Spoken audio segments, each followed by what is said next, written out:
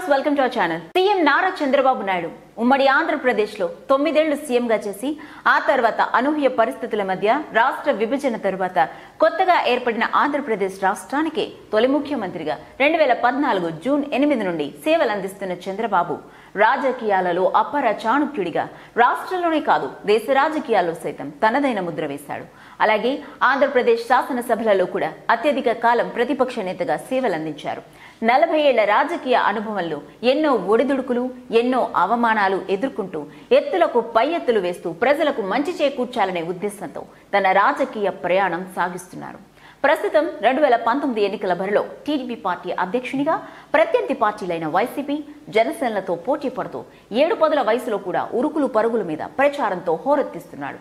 ఒక సామాన్య రైతు కుటుంబంలో జన్మించి చిన్నతనంలోనే స్కూల్కి నడుచుకుంటూ వెళ్లి చదువుకోవడంతో ఆయనకు రైతుల కష్టాలు, చదువు విలువ, పేదల బాధలు బాగా తెలుసు. చంద్రబాబుకు రామ్మూర్తి నాయుడు అనే తమ్ముడు, 2 చెల్లెళ్లు ఉన్నారు. నారావారిపల్లెలో పాఠశాల లేకపోవడంతో చంద్రబాబు ప్రాథమిక విద్యాభ్యాసం కోసం రోజు పొరుగు గ్రామమైన శేషాపురంకు నడుచుకుంటూ వెళ్లేవారు.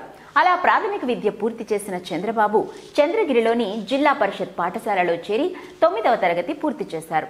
చంద్రబాబు తన డిగ్రీ పూర్తయ్యాక శ్రీ వెంకటేశ్వర విశ్వవిద్యాలయం నుండి ఆర్థిక శాస్త్రంలో 1972వ సంవత్సరంలో పోస్ట్ గ్రాడ్యుయేషన్ పూర్తి చేశారు.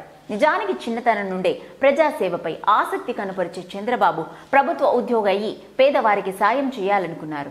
కానీ ప్రతి ప్రభుత్వ ఉద్యోగిని శాసించేది ఒక రాజకీయ నాయకుడు కాబట్టి ఒక గొప్ప రాజకీయ నాయకుడు అనుకున్నదే తడువుగా చంద్రబాబు ఆ దిశగా అడుగులు వేశారు.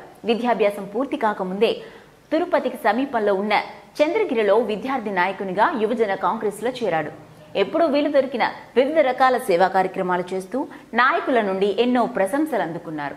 ఇక కాంగ్రెస్ పార్టీలో 20% కోటా సీట్లను యువజన విభాగానికి ఇచ్చేయడంతో అది చంద్రబాబుకు బాగా కలిసొచ్చింది. 1978 సంవత్సరంలో చంద్రగిరి శాసనసభ నియోజకవర్గం నుండి భారత జాతీయ కాంగ్రెస్ అభ్యర్థిగా పోటీ చేసి పిన్న వయసులోనే ఆంధ్రప్రదేశ్ శాసనసభలో అడుగుపెట్టి అప్పటి ఆంధ్రప్రదేశ్ ముఖ్యమంత్రి టంగుటూరి అంజయ్య మంత్రివర్గంలో సాంకేతిక విద్య, సినిమాటోగ్రఫీ మంత్రిగా బాధ్యతలు చేపట్టి చరిత్ర సృష్టించారు. చంద్రబాబు సినిమాటోగ్రఫీ మంత్రిగా ఉండగా తెలుగు సినిమా నటుడు ఎన్టీఆర్ దృష్టిలో పడ్డారు. చంద్రబాబుని చాలా దగ్గరగా గమనించిన ఎన్టీఆర్ బాబుకి 1981 సెప్టెంబర్ 10న 3వ కుమార్తె భువనేశ్వరినిచ్చి పెళ్లి చేశారు. ఇక అక్కడి నుండి చంద్రబాబు రాజకీయ ప్రస్థానం వేగంగా కదిలింది. ఎన్టీఆర్ పార్టీ పెట్టిన కొన్నాళ్లకు టీడీపీలో చేరి తన ఉనికి చాటుకున్నారు.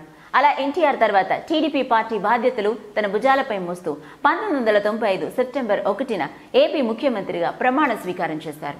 ప్రజల వద్దకే పాలన ప్రవేశపెట్టారు. 1998లో హైదరాబాద్లోని హైటెక్ సిటీని ప్రారంభించి అనతి కాలంలోని ఐటీ రంగంలో అగ్రగామిగా నిలబెట్టి ఆంధ్రప్రదేశ్కు ప్రపంచ స్థాయిలో గుర్తింపు తెచ్చారు. సమైక్య ఆంధ్రప్రదేశ్ రాష్ట్రానికి అత్యధిక కాలం ముఖ్యమంత్రిగా సేవలందించిన ఘనత చంద్రబాబుదే. ఇక మరోసారి సీఎంగా అయ్యేందుకు సర్వశక్తులు ఒడ్డి పోరాడుతున్న సీఎం చంద్రబాబు విజయాన్ని నమోదు చేసుకుంటారన్న ధీమా టీడీపీ పార్టీ శ్రేణుల్లో వ్యక్తమవుతోంది. చూడాలి మరి, దేనికి కాలమే సమాధానం చెప్పాలి. మరిన్ని ఇంట్రెస్టింగ్ అప్డేట్స్ కోసం చూస్తూనే ఉండండి our channel. If you like the video, please like us and subscribe Tollywood Nagar.